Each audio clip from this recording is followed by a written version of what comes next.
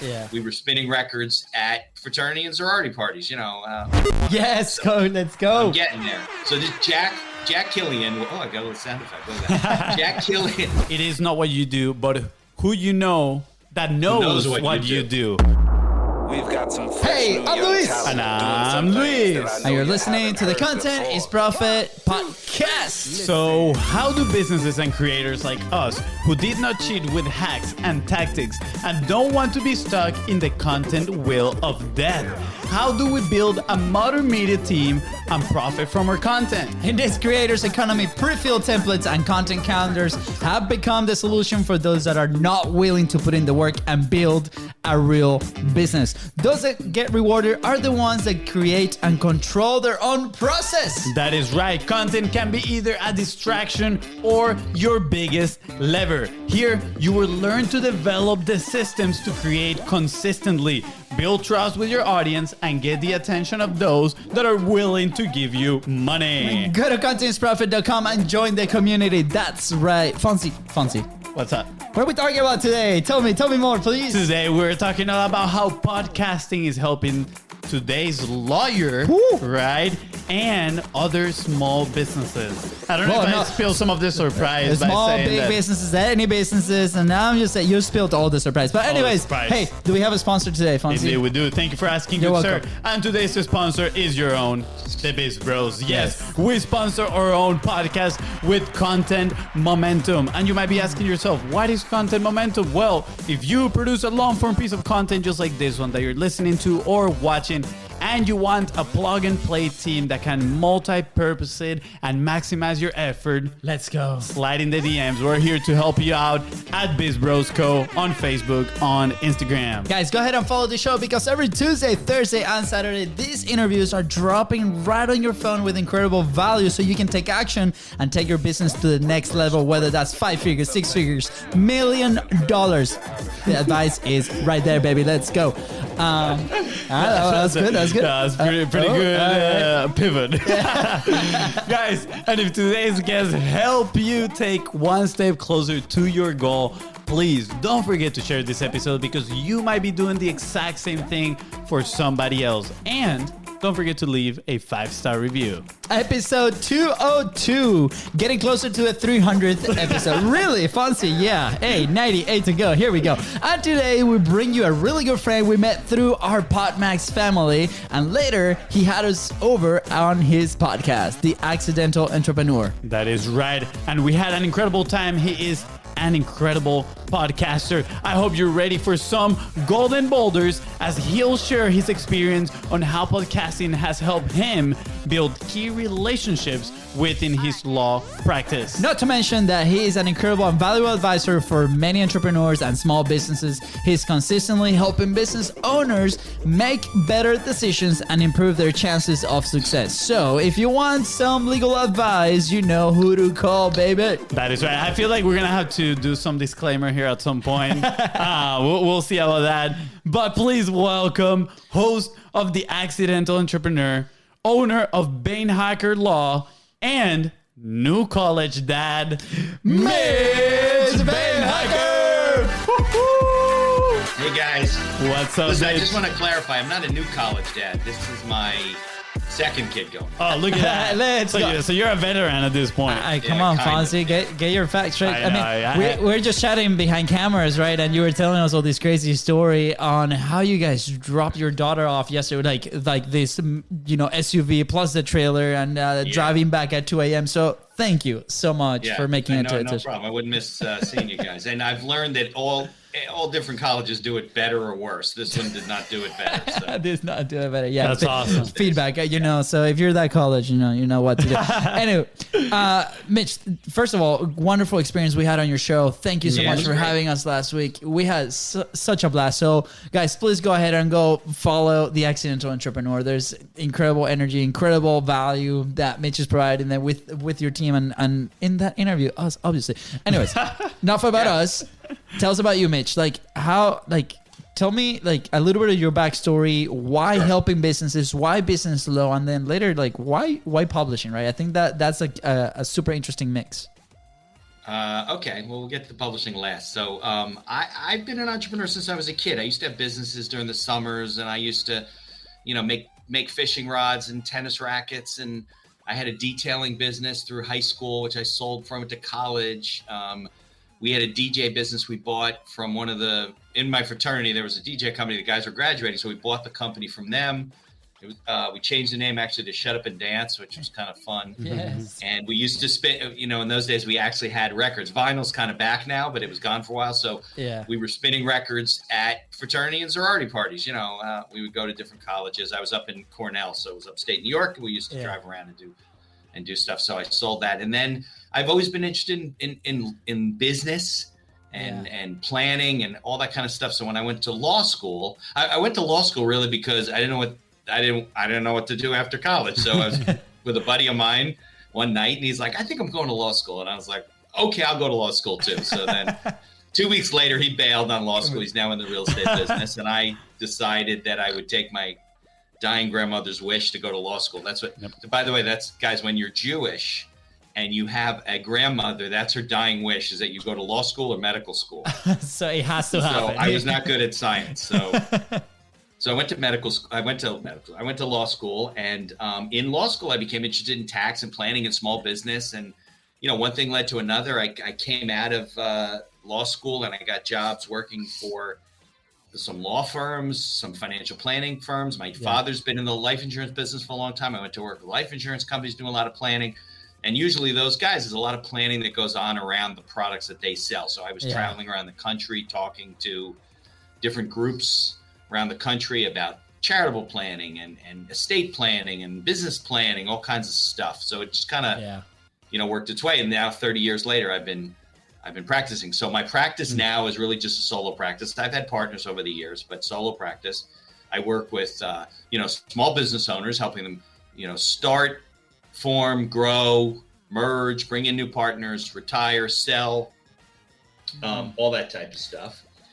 And I still do a lot of the estate planning too. So I handle their estate planning that kind of fits within their planning, whether it's partners or business owners or brothers or family businesses. And it's all kind of fits together. But I don't go to court with very limited exception unless I'm in handcuffs. And so you don't want me representing. Yeah, we don't want that. So Mitch, like how I'm curious. Like we can talk a little bit about the business law, because I think you're the first person that we bring to the show on this topic.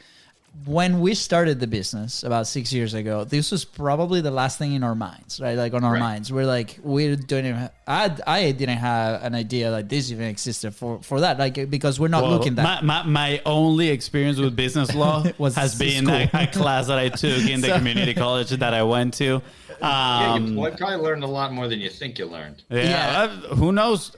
I mean, the grades didn't reflect that. Let me tell you, unfortunately. But yeah, so in here, I'm like, dude, I want to learn so much more about this. Yeah, so I'm curious, right? Because now 6 years down the road, we've obviously we started super bootstrap. We were just in an interview, and this is the story that we were sharing. But as we increase our resources, right, then we hire an accountant, and we do this, and we do tax planning and XYZ, things that have grown to quite a bit, right? And from 6 years ago. Now, why is this so important for a business owner, right? Like a small business owner, if you're forming a partnership. Obviously, my partnership with FONZI here, we're 50-50, you know, even though I do like 80% of the job. No, I'm kidding. FONZI does more than I do. But why is this so important? Why does a small business owner has to keep an eye on this?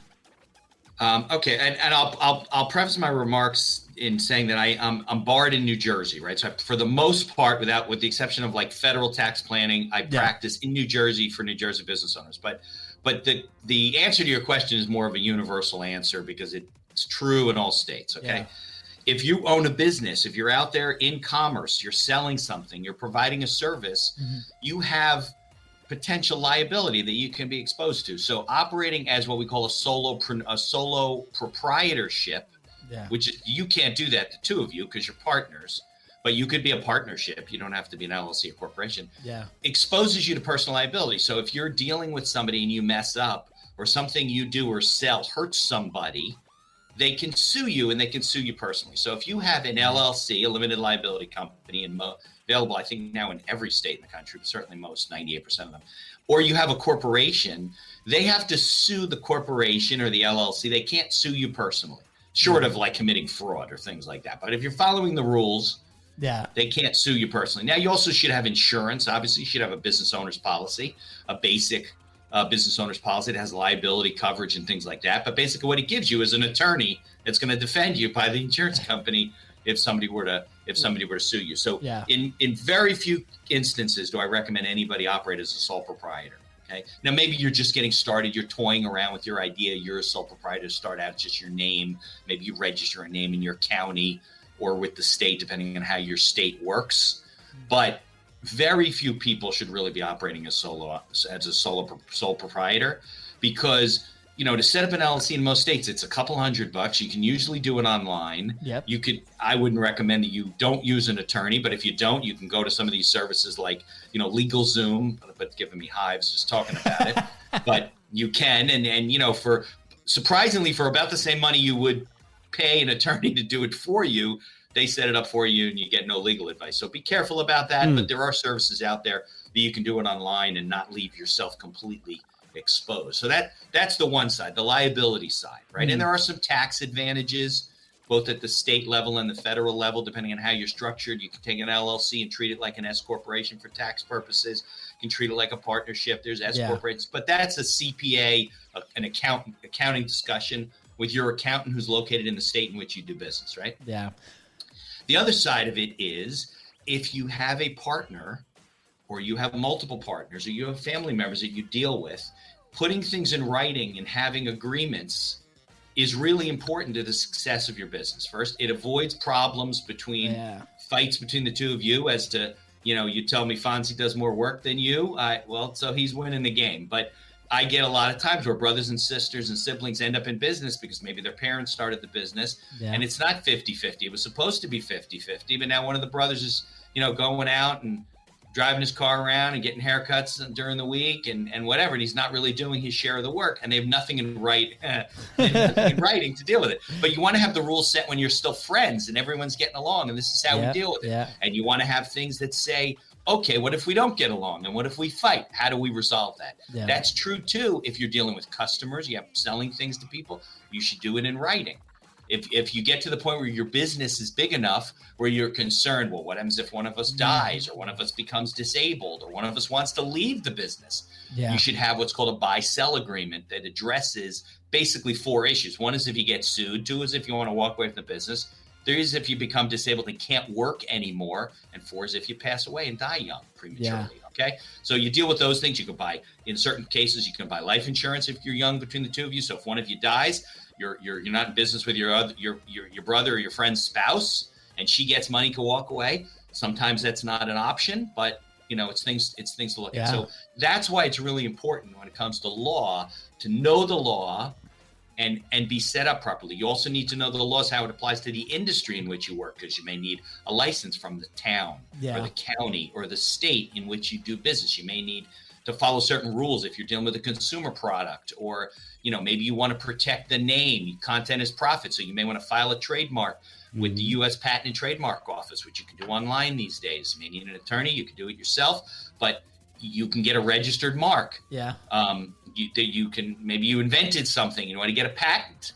So the law pervades your business whether you like it or not. So if you ignore it and just say, oh yeah, we're out there doing stuff, 9 times out of 10, something happens. There's somebody who comes into your life who's trying to take something from you or trying to hurt you financially or legally, and you're not prepared for it. So you got to do those things fairly early on. Once you launch and it's not a joke anymore, you should be doing, getting your own federal tax ID number, filing a separate return for the business, and have it set up that way. No, I see Fonzie's taking notes. So Fonzie is like, yes. so here's why he's taking notes. Wait.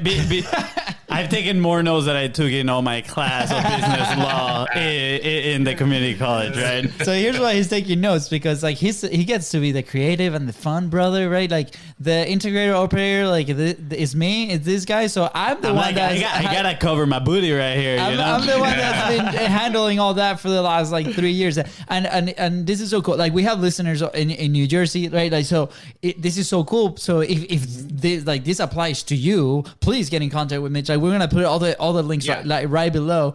But I remember, and if you're not in my state, I'll find you somebody, especially down by you guys. I have a huge network in Florida. I love it. Nice. I love it. And you know, as you were explaining all of this, I'm like, yep, I went through that, right? And it was we never had really like, you know, knock on wood, a negative experience. But these are things that as we were moving and growing as a business, like we started to hire people, and then you know we're going through taxes and like, hey, do you have this in place and that in place and that in place, right? And for those that are running maybe a fairly small business, right, that this is not a thing that you might have thought from day one, I highly recommend go look into it, because what happened to me was I got presented with the thing that I had to do, and then this set me back operationally away from really paying attention to what I really wanted to do in the business, right? Like, I'm being completely honest, right? Like, it doesn't thrill me to try to take care of all of this, but we have to do it, right? It's the right thing to do.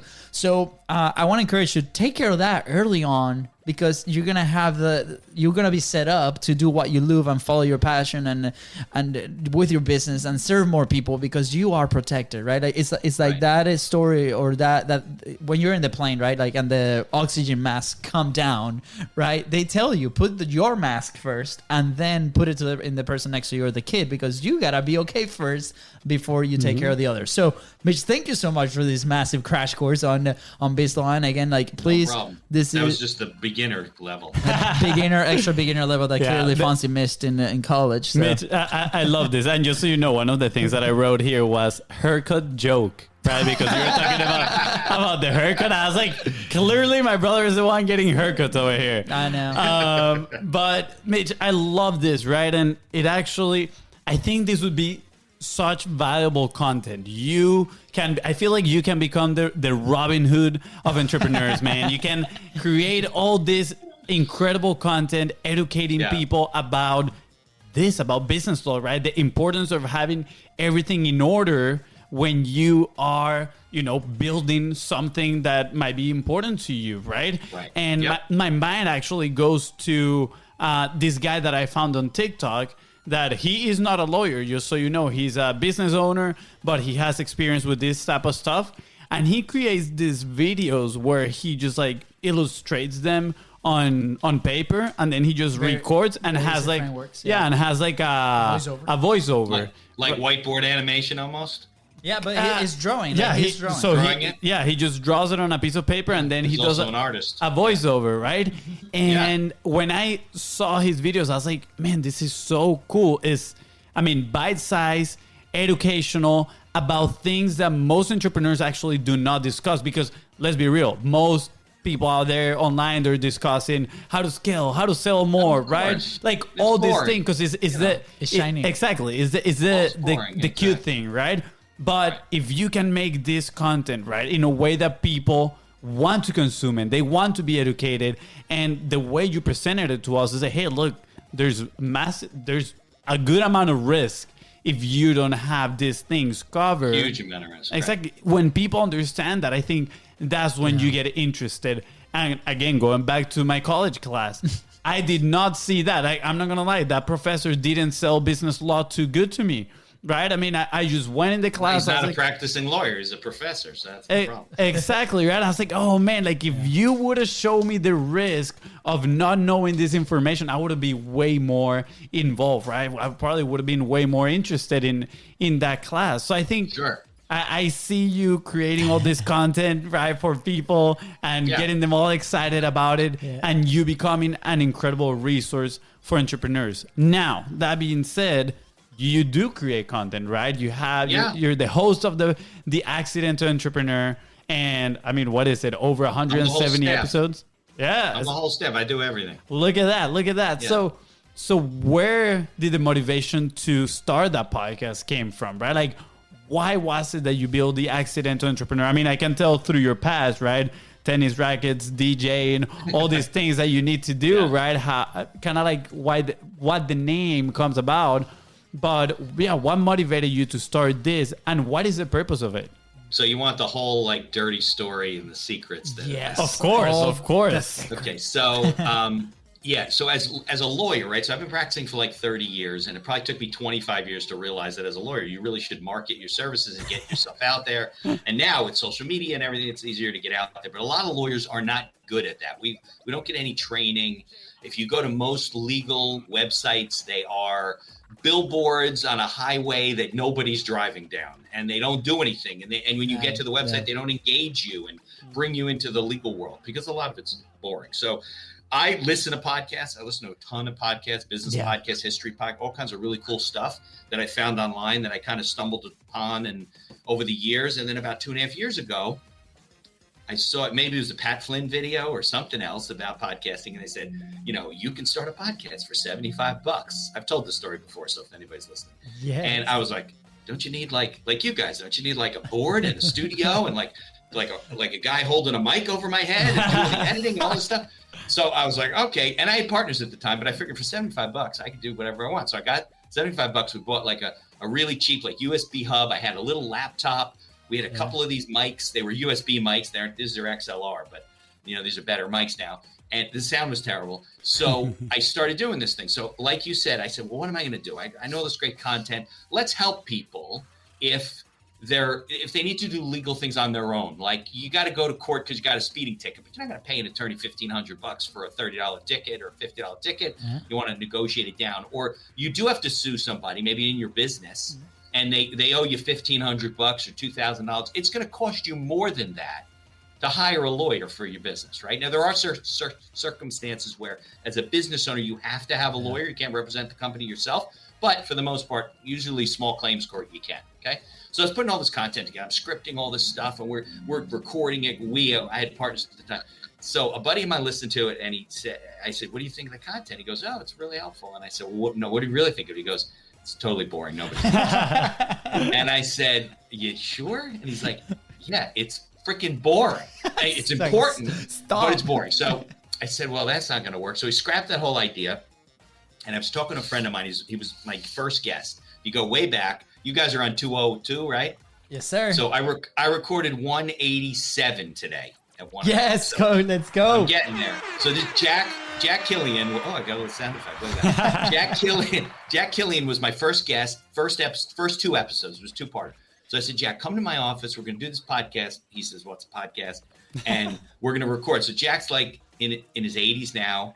This is a couple of years ago. And he tells me his whole story. Turns out he's been through the 40s. He was involved in starting Rolling Stone magazine. Wow. He ran 5 businesses. His dad died in the middle. There was $23 in the bank. They owned $2 million. He tells the whole story. Also turns out he went to my high school. Now, of course, before I was born, but he went to my high school and met his wife world, there. They're still together. Yeah.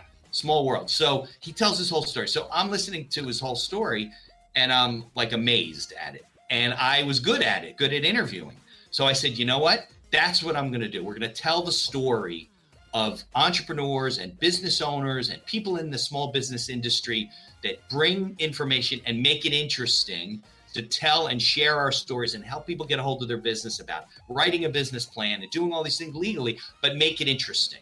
So that's where it started. And then one day I was like, what am I going to call this thing?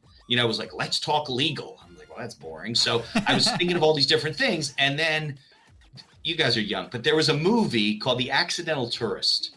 It was starring William Hurt, if you heard of it. I've heard of it, never watched it. Should we watch? I couldn't even tell you what the movie's about. It was a long time ago, although I did see it.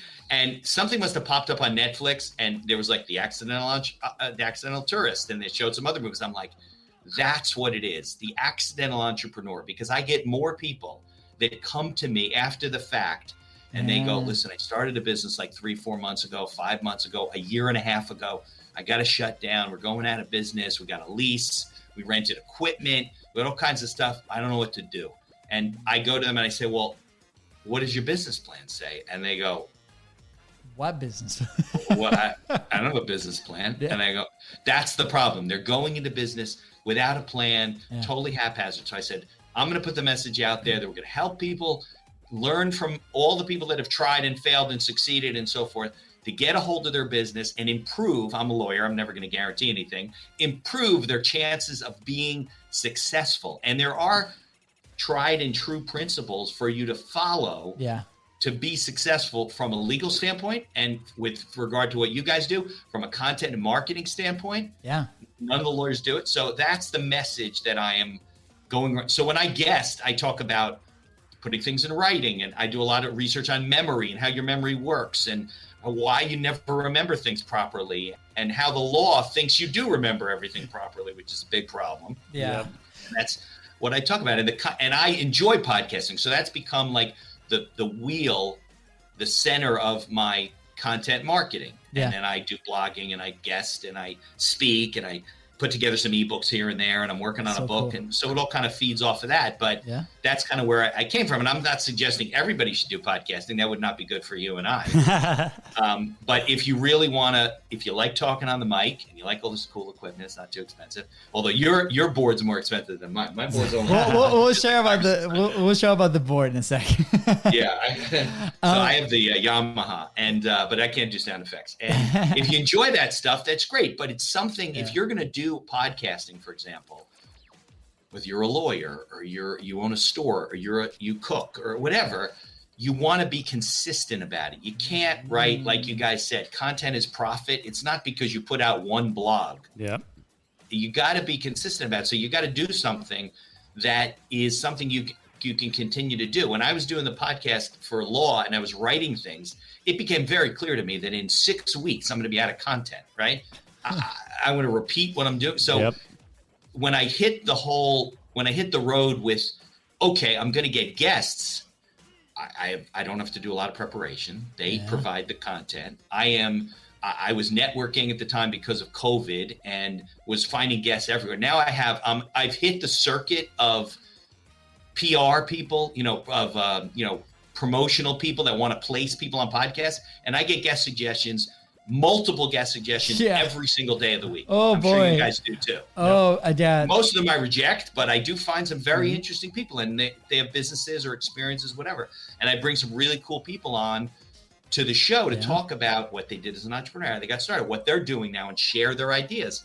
And so it's become something that, like you guys are doing, 200 episodes has been sustainable. Yep. I'm now trying to mix it up. I'm trying to do some series. Once I hit 200, I'm working on a craft brewery series, a distillery series. I don't know. Maybe we'll do businesses in Nashville, businesses in Key West, because I like Key West. That will be so fun. Yeah. Businesses, I don't know, we'll pick a town. Maybe we'll do it together, and we'll do some towns down in Latin America and where you guys are. Yeah. You guys are from Colombia? Venezuela. Perfect. Yeah, one of the probably most corrupt countries in the world, but perfect. Perfect. Yeah. That'll do for a good story. That's for sure. Yeah, exactly. So you got to mix it up a little bit, but you got to be able to be consistent, or else you're gonna waste a lot of time. Yeah. Just saying, we have a project that we've been talking about that I think a law vertical would be pretty good, Mitch. So we're gonna have to talk about that. Okay. I love something that you mentioned, right? You said that, I think it was like after a few episodes, you were like, okay, what else am I gonna say? Am I gonna repeat myself, right? Yeah. And we were in a very similar situation to with Content is Profit. Episode 20 came. We're like, we ran out of things to say. Right, what do you do now? Yeah. That's even worse because two of us, right? Yeah. So it would be like, okay, it would be like double the episode. But like I will say this, and this is something that we actually learn after, right? Along the ride.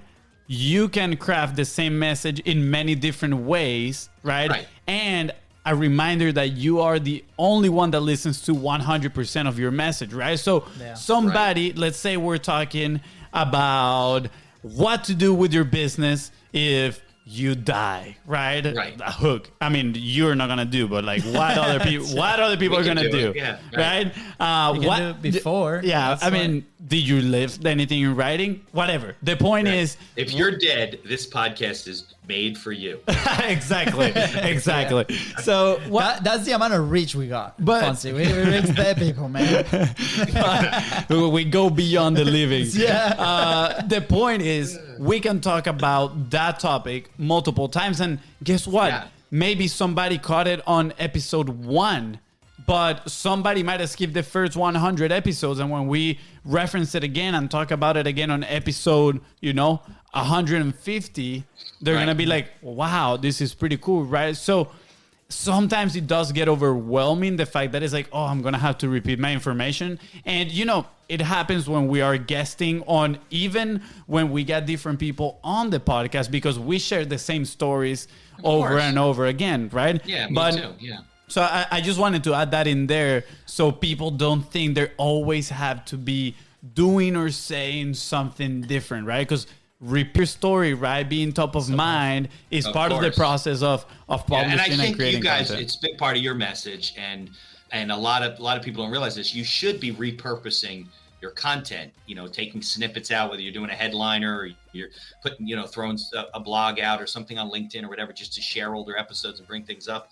Yeah, I mean, whether it's a blog, I don't care what it is, you should be chopping it up and making, tons of stuff out of it. And you and I both know if you have 200 episodes, you probably never have to record another episode in your life. You could just repurpose the stuff for the next 20 years. Funny story. I had a call with one of our initial business partners, and in our adventure with content, right? And we're like, hey, we're talking about like an experience that's about to happen in a month, and it's like, how have you been, man? And I'm like, oh, I got COVID like 3 weeks ago, right? And we talked about this, right? I think you were the first interview of us like coming back to the circuit, right? It was the first one back. And it's like, man, like really? Like I thought you guys were like still like going, and that's the amazing perception of continuously creating and putting stuff out there, right? Because even though we were completely out for about 2 weeks as far as like public and content and creation and this stuff, the machine kept running, and the perception outside was that everything was moving forward, which it was, like production wise, right?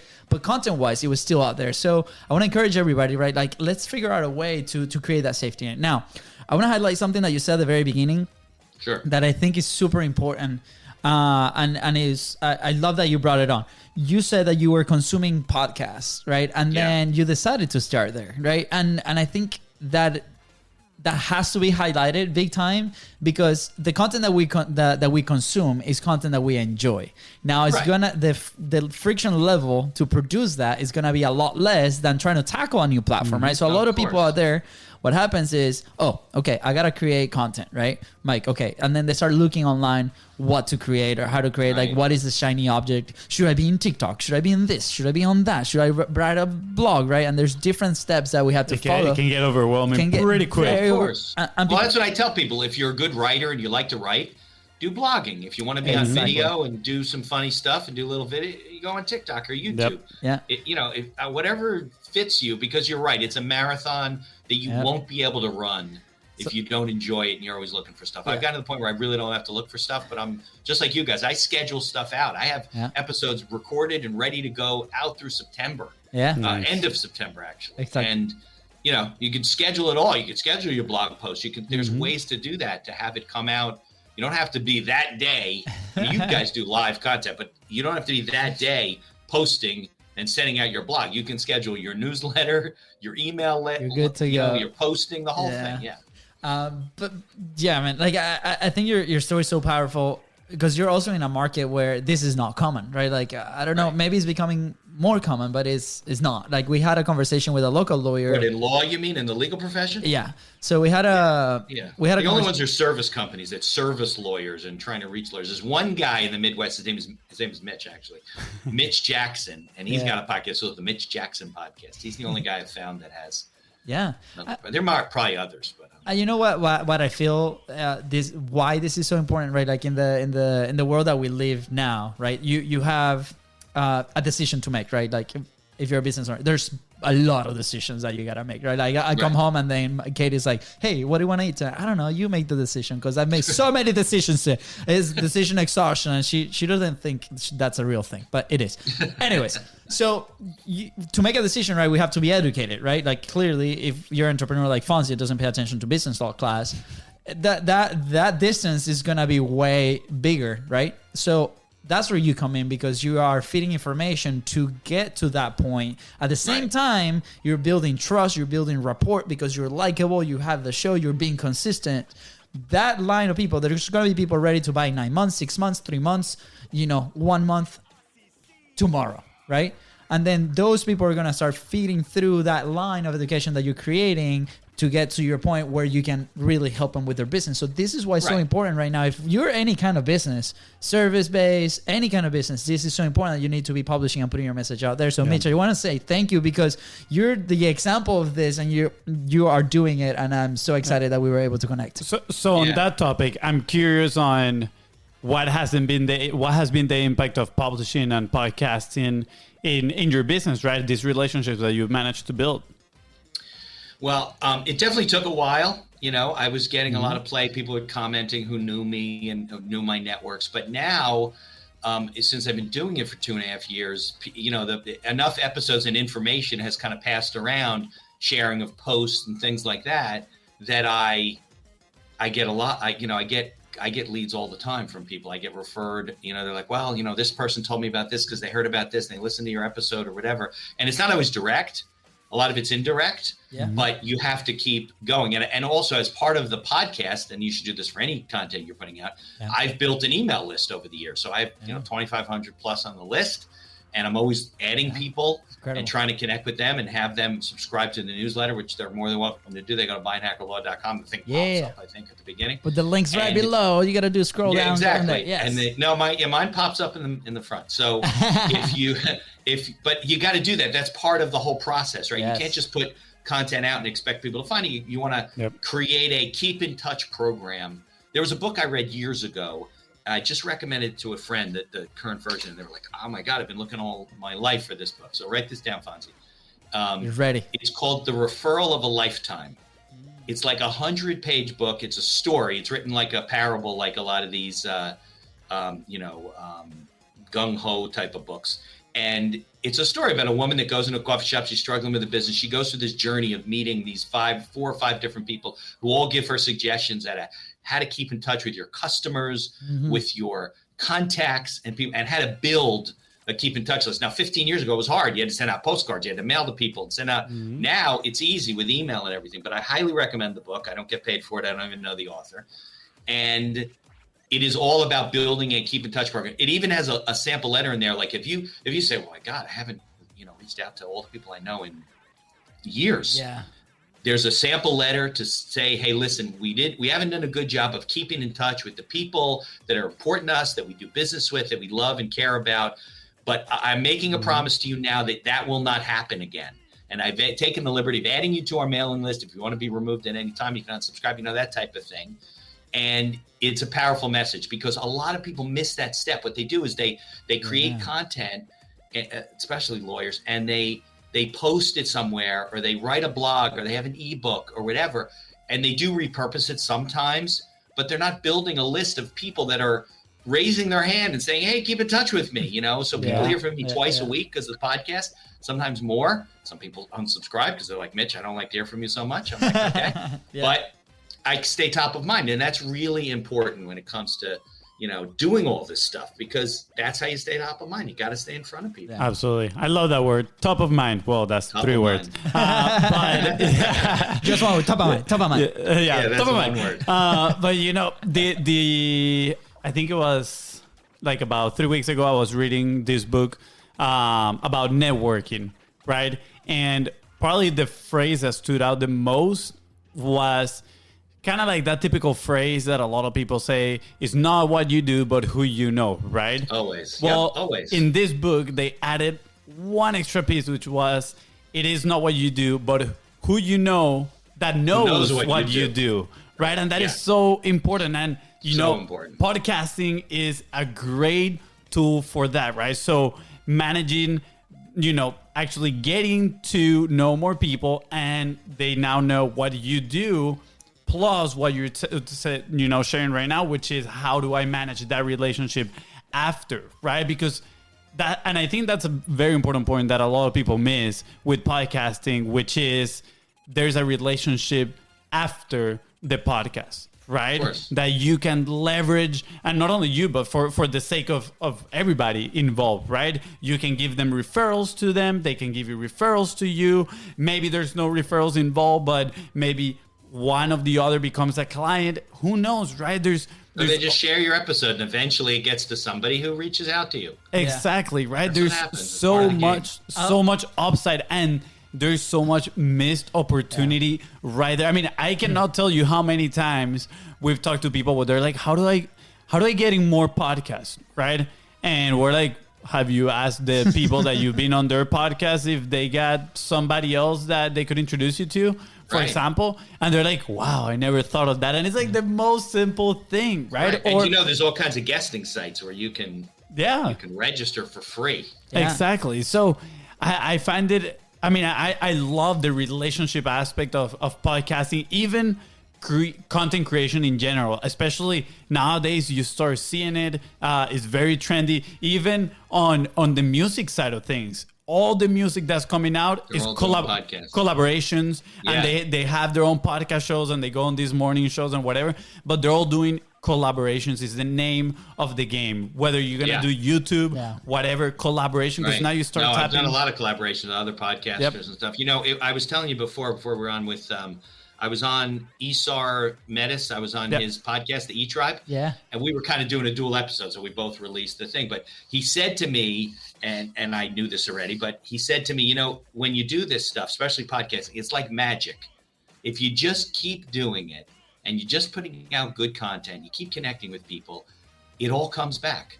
Mm-hmm. And it takes a while. It's a long game. It's not a short game. You can't do it in a month. Yep. But you get out 6 months, a year and a half, and you're still putting stuff out. It starts to really, really build momentum for any business because people, like you say, you build rapport, you build relationships with people. They're listening to your voice for, even if they don't do it for more than 10 or 15 minutes, but they're doing consistently. Then they subscribe to your podcast and they get all the episodes. You know, I turn on the car half the time and your guy's voice jumps in by listening to a podcast and it pops in. I'm sorry about that. No, Mitch, I want to be like, I want to bring like a real tangible example of this. Like this just happened yesterday, right? Like, so we have a local relationship with a studio owner. Like, so he owns this studio where people go and record shows in there, right? Mm-hmm. Like where we used to have the office, right? He was like next door to us almost. And then he went to a bigger space and we kept in touch, right? He brought us on to his first episode of his own local show. I mean, this guy has been in radio for years. He has a broadcasting company, like super awesome dude.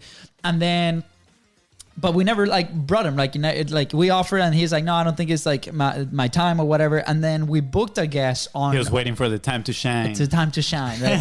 And we're supposed to book a guest, Jerry, by the way, he just ignored. No, I'm kidding. Jerry's a cool dude. I think I was just listening to that episode. Maybe.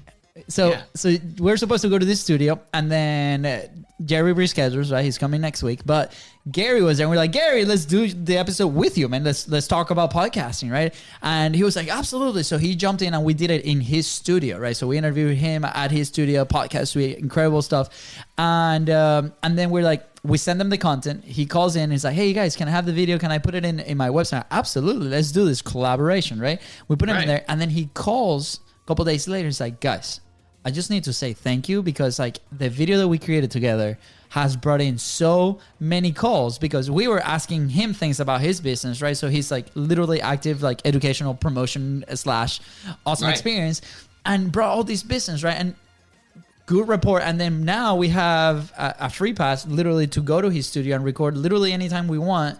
And obviously we're going to promote the heck out of him, right? Like, but these are the things that are business relationships. And now he serves a market that we serve, right? So it's, at some point, if there's somebody that needs that, he's going to do it. So we want to encourage everybody, like what Fonzi's saying, what you're saying, like the follow up, make sure that communication is there. And it has to be a genuine follow up to make sure that you are adding value to that other person. That's one of the reasons we have a surprise for our guests after the show. So just maybe not. Maybe not. I get a parting gift, like for those contestants. I guess you'll see. We'll see. You're gonna have to keep an eye on your I mailing. could use a new roadcaster. I know, man.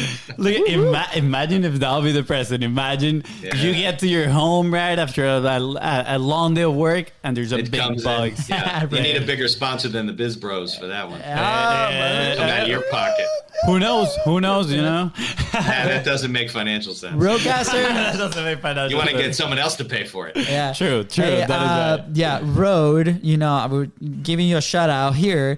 Give us 12 a month. Okay, that's all we need because That's like all we we got need, 12 guests a month. Anyway, so I just wanted to give that because I mean that has been so beneficial on so many levels, right? And you practice it. We've learned it along the way. We wish we would have known this like 3 years ago, right? And I think that's the real return on your investment is that one. Other than that, just like posting, whatever TikTok video it's out there, right? I mean, look, through Podmax, I met you guys. I've met so many friends through different events and just getting in touch with people. I met a guy who does certain kind of tax strategies through one of the episodes. He's heard it, and then he said something on LinkedIn, and he turns out he lives in the town where my son goes to school. So I went and dropped him off. So we had awesome. coffee, and I've referred him to people in California, all over the country. So amazing. Wow, that's So, amazing. Yeah, it all comes around. Yeah, it's all about networking. I love these stories. These are amazing. Mitch, Yeah. let's get into some action points in here for the entrepreneurs that are listening, right? I know for a fact that they are with pen and paper right now, waiting for you to tell them exactly what to do next, right? So if you can leave them with one action point, right? And actually, let's leave them with two. One on the business law side of things, because I know everybody needs to get their things in order, and one on the podcasting side, right? Content creation side. What would they be? Okay, that might be a tougher question, but the legal side, I would say to them, let's assume that they already have their company set up, right? So they're already an LLC or a corporation. If they're not, go ahead and set one up. Don't be a sultan, right? Yeah, that's dumb. Okay, but they should make sure that they have, I would say, first a business plan. If they don't have a written business plan, you're kind of winging it all the time. It doesn't have to be some formal thing in a binder with colors and graphs and charts. Just an operational, strategic guide to how you run your business, who your people are, what your market looks like, your marketing, your finances. Do a business plan and use it in your business. If you do, and you already do that, my second thing I would say, make sure you have your operational documents. You have an operating agreement between you and your partners, your family members, customer agreement, things in writing. Don't do things on a handshake. It's really, really dangerous way to do business. So that's on the law side.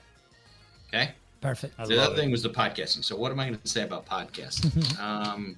I mean, you have 84 episodes now? I think 187, yeah. 187. So I'm pretty sure we can find something in there. Something will come out. Yeah. Well, if you're interested in getting started in podcasting, first I think you got to decide, do you want to, learn about podcasting, be a producer as well as a content creator because you want to control the content, the creative process?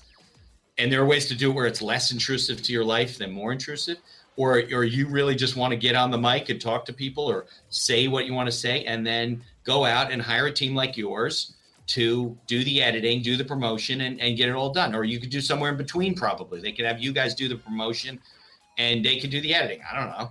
But you got to figure a way to do it where it's sustainable both from a financial standpoint, it makes sense, and you can keep producing content. And you could do one or two every couple of months, just reuse the content, like you said, keep putting it out there and spreading around. That's probably I love it. The biggest piece of advice I would give people. I love the fact that you said, make sure you can keep producing the content, right? And we often talk about the minimum viable content, which is a framework that we kind of stumble upon as we were complicating things, right? We were adding so much friction to the first podcast that we tried to start, which at that moment it was called Brews and Bros, right? And gladly it didn't work out, honestly. Because you were drunk all the time. Exactly. Yeah. That would have been an issue there, right? I'm pretty sure that would have created a lot of, maybe some operational problems in there. We would have need your help a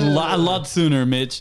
But I love that because when you find out a process that works for you, that you know you can maintain for the long term, I feel like that's a huge, huge win, right? Because again, and you mentioned this earlier, it's a long-term game, right? If you are going to do either podcasting or you're going to do any sort of content creation, it's a long-term game. You cannot expect to put one piece of content out there and be like, okay, where's my money?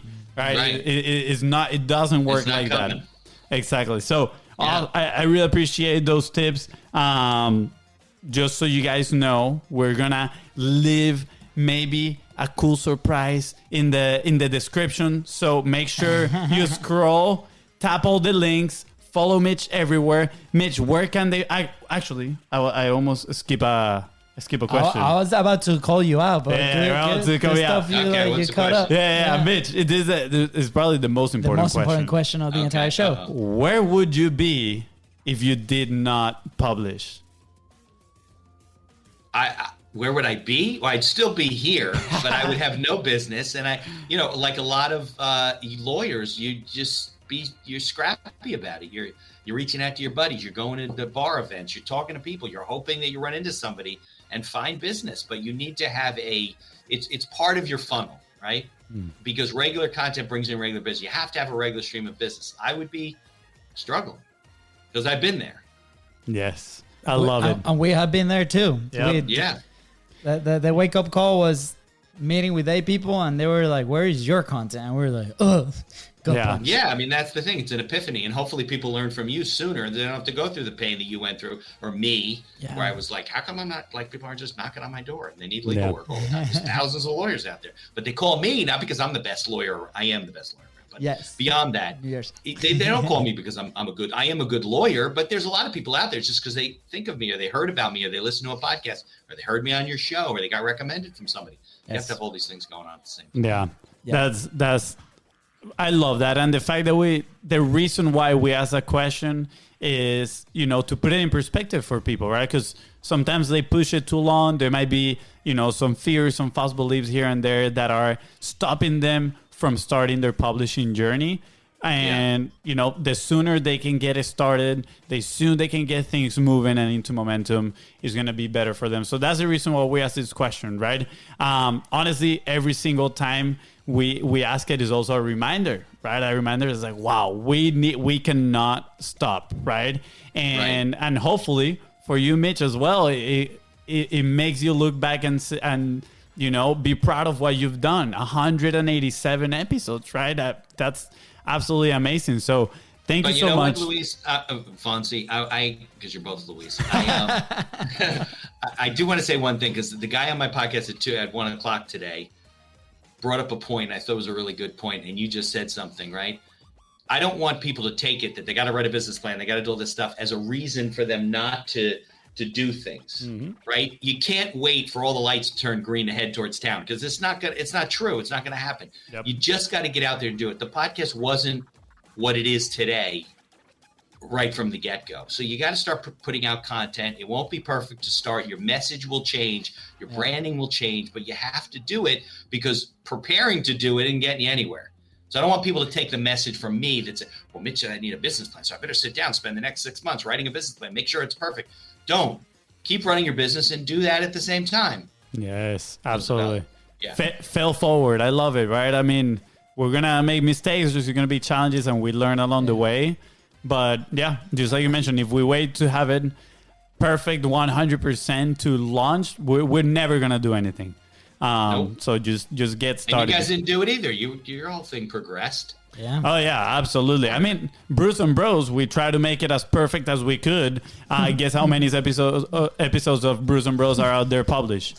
0, a big fat 0, right? It's okay. They're in the vault. We've mentioned them so many times that I'm sure that we're gonna get an immense amount of money at one point for somebody that's gonna buy those episodes. Netflix special to be exactly. Limited series. By the way, I'm gonna put this out to the universe. We want a sitcom of the BIZBROS. BIZBROS and everything. Oh, you that's- guys would be I mean, great. You got that accent. And it's funny. I know. Yeah, definitely. Well- If you need a guy to represent you, hey, I'm Let's the man. go. Hey, All right. Yeah. You're top of mind. You're top of mind for us now, Mitch. Let's go. Mitch, where can And when people... you sign that deal with Spotify too, I'll look at the contract for you. Let's do it. Let's make it happen. We're gonna kickstart our rapper career. Well, you're a rapper. What? Mitch, where can people find you? Where can people connect with you? What's the best way?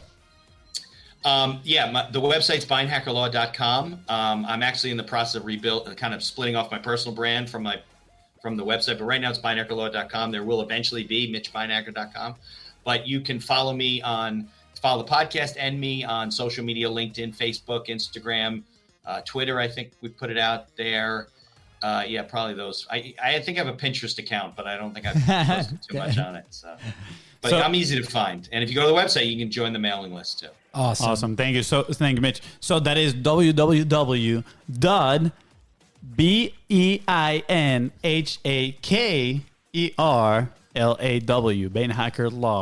BeinhakerLaw.com.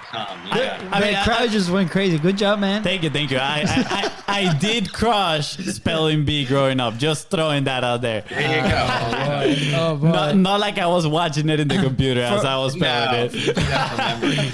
For those missing, like if FONZI spelling is going to be right below, you got to do is scroll down. Click the link right there. Easy peasy. Technology makes it so easy, guys. Absolutely. I just wanted to spell it because as I was writing the name, I put a C in hacker, right? And Some people spell it with a C, and they are related to me, but yeah. So I didn't want people to make the same mistake. I do want people to find you, Mitch.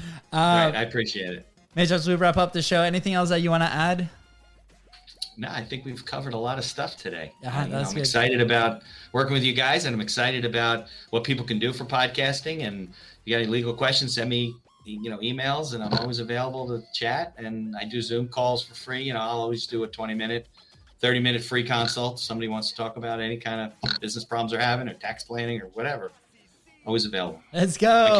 My calendar is on my website, I believe. Yeah. Let's do it, guys. Go hit him up. Use him as a resource. He is absolutely amazing. He's going to teach you the ways. He's like, Mitch, you're like the Jedi master of business law. You think? Yeah. From now on, it is. That's how it is. You Not to put too much pressure on me. Exactly. Not Hey, to put too much pressure. we talked about the new personal brand, the Jedi Master of Business. Yeah, I can wear a stormtrooper hat. Let's go. Yes, absolutely. That was the initial hook of the whole show. All right. Look at that. Full circle, baby. Full circle. Guys, it's Friday. Mitch been up since like 2 a.m. I've been up since like 3 a.m. FONZI, you slept in all day today. So with that said, thank you so much for tuning into the Content Profit Podcast. Go ahead and follow the show on your favorite platform and on social media at BIZBROS.co. That is right. And if today's guest, aka Mitch, the Jedi Master, help you move one step closer to your goal, please don't forget to share this episode and leave a 5-star review. See ya. Bye, guys.